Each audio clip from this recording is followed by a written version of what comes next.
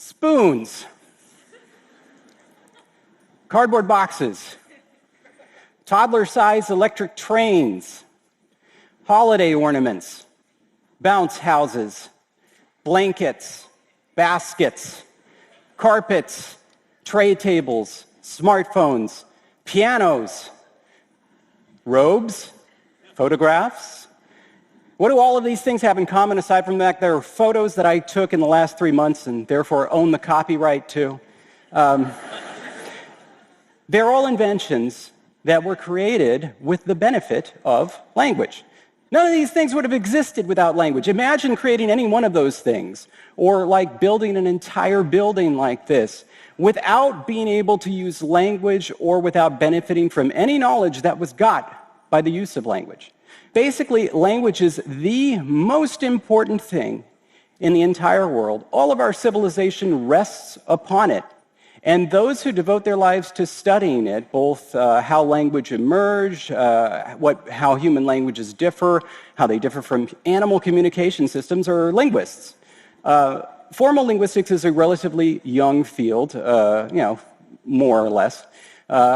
And it's uncovered a lot of really important stuff, like, for example, that human communication systems differ crucially from animal communication systems, that all languages are equally expressive, even if they do it in different ways.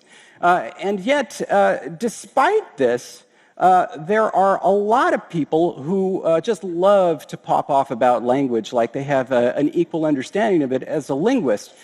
Because, of course, they speak a language. And if you speak a language, that means you have just as right to talk about its function as anybody else. Imagine, like, if you were talking to a surgeon and you say, hey, listen, buddy, I've had a heart for like 40 years now. I think I know a thing or two about aortic valve replacements. I think my opinion is just as valid as yours. And yet, that's exactly what happens. This is Neil deGrasse Tyson saying that in the film Arrival, he would have brought a cryptographer, somebody who can unscramble a message in a language they already know, rather than a linguist to communicate with the aliens, because what would a linguist, why would that be useful in talking to somebody speaking a language we don't even know? Though, of course, the Arrival film is not off the hook. I mean, come on, listen, film, hey, buddy. There are aliens that come down to our planet in gigantic ships, and they want to do nothing except for communicate with us, and you hire one linguist? Was the U.S. government on a budget or something? Anyway, so a lot of these things can be chalked up to misunderstandings, both about what language is and about the formal study of language, about linguistics. And I think that there's something that underlies a lot of these misunderstandings that can be summed up by this delightful article in Forbes about why high school students shouldn't learn foreign languages. I'm going to pull out some quotes from this, and I want you to see if you can figure out what underlies some of these opinions and ideas. Americans rarely read the classics, even in translation. So in other words, why bother learning in a foreign language when they're not even going to read the classic in the original anyway? What's the point? Studying foreign languages in school is a waste of time compared to other things that you could be doing in school.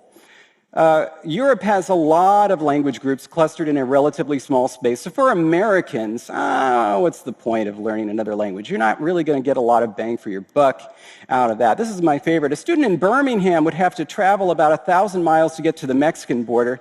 And even then, there would be enough people who speak English to get around. So in other words, if you can kind of wave your arms around and you can get to where you're going, then there's really no point in learning another language anyway.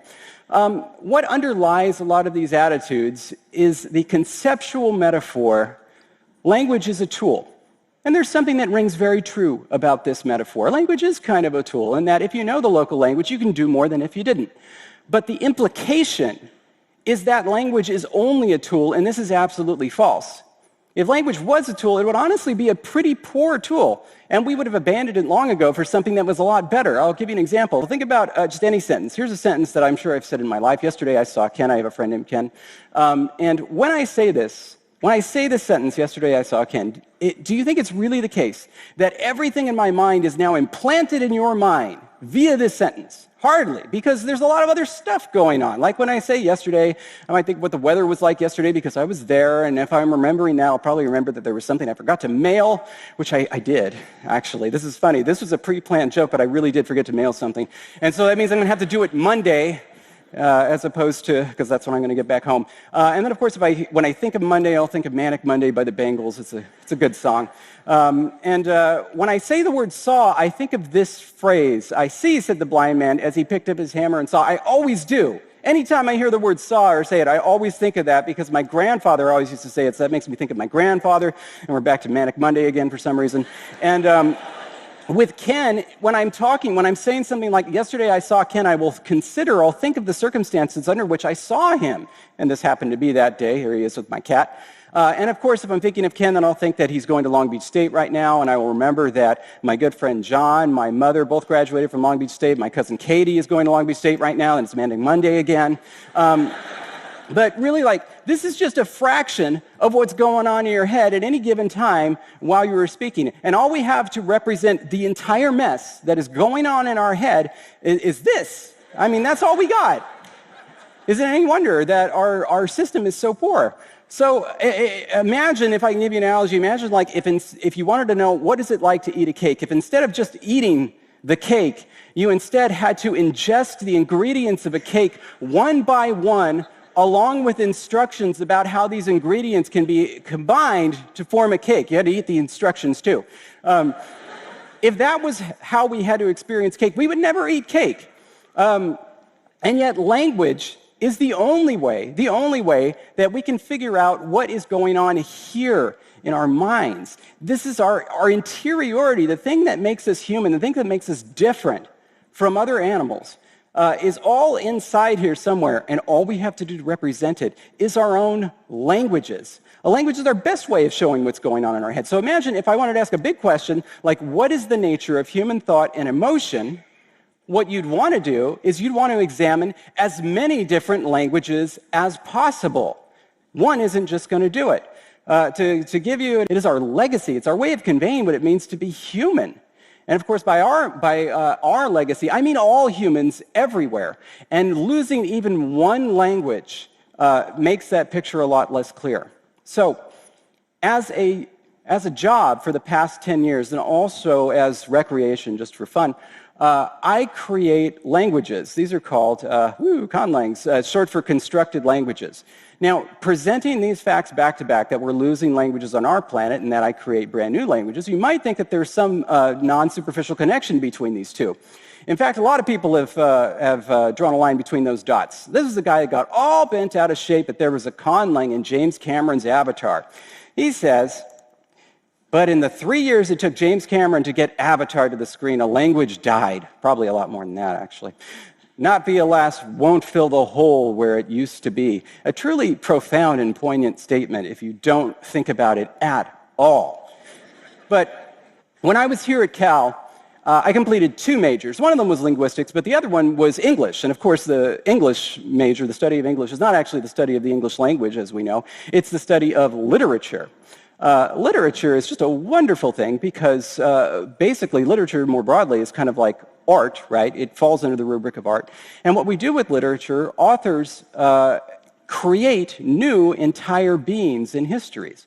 And it's interesting to us to see what kind of depth and emotion and just unique spirit authors can invest into these fictional beings. So much so that, I mean, take a look at this. There's an entire series of books that are written about fictional characters. Like the entire book is just about one fictional, fake human being. There's an entire book on George F. Babbitt from Sinclair Lewis's Babbitt, and I guarantee you that book is longer than Babbitt, which is a short book. And does anybody even remember that one? It was pretty good. I actually think it's better than Main Street. That's my hot take. Anyway, the crazy thing about, so we've never questioned the fact that literature is interesting. But despite the fact, not even linguists are actually interested in what created languages can tell us about the depth of the human spirit, just as an artistic endeavor. I'll give you the most brilliant linguists of our time, George Lakoff, who's a linguist here at Berkeley. And his work has basically forever changed the fields of linguistics and cognitive science. And when asked about my work and about language creation in general, he said, but there's a lot of things to be done in the study of language. You should spend the time on something real. Yeah, something real. Does this remind you of anything? To use the very framework that he himself invented. Let me refer back to this conceptual metaphor. Language is a tool. He appears to be laboring under this conceptual metaphor. That is, language is useful when it can be used for communication.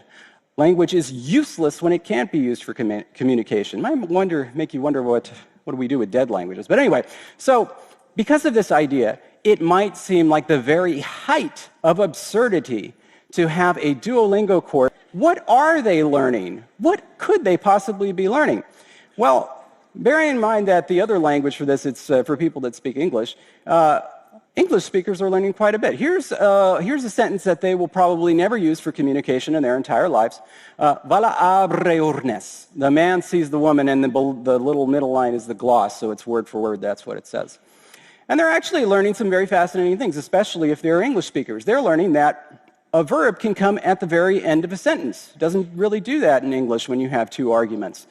They're learning that sometimes the language doesn't have an equivalent for the word the. It's just totally absent. That's something language can do. They're learning that a long vowel can actually be longer in duration as opposed to differing in quality, which is what our long vowels do. They're actually the same length.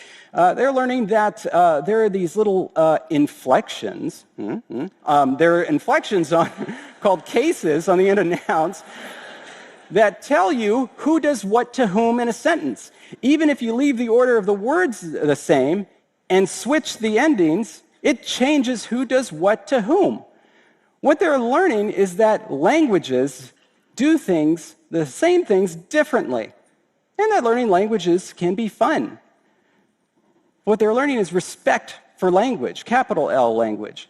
And given the fact that 88% of Americans only speak English at home, I don't think that's necessarily a bad thing.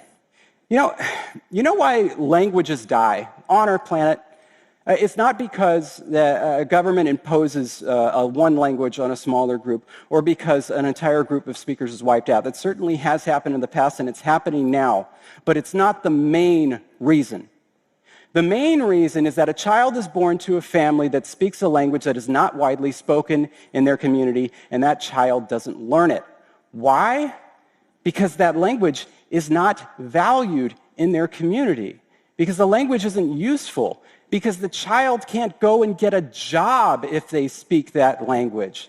Because if language is just a tool, then learning their native language is about as useful as learning High Valyrian, so why bother? Now, maybe language study isn't going to lead to a lot more linguistic fluency, but maybe that's not such a big deal. Maybe if more people are studying more languages, it will lead to more linguistic tolerance and less linguistic imperialism. Maybe if we actually respect language for what it is, literally the greatest invention in the history of humankind, then in the future, we can celebrate endangered languages as living languages as opposed to museum pieces. Kirimbo se. Thank you.